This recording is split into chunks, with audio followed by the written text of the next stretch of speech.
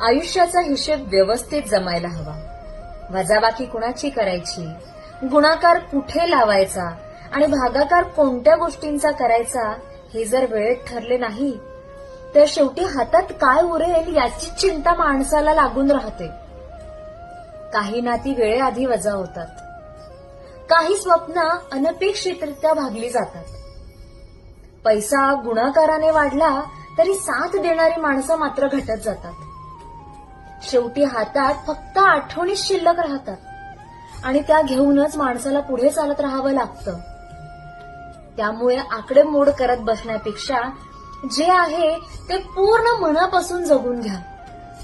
नाहीतर हिशोब जुळवता जुळवता आयुष्यच निसटून जाईल आणि शेवटी आपल्यावर आपल्याच अस्थी सावडण्याची वेळ येईल.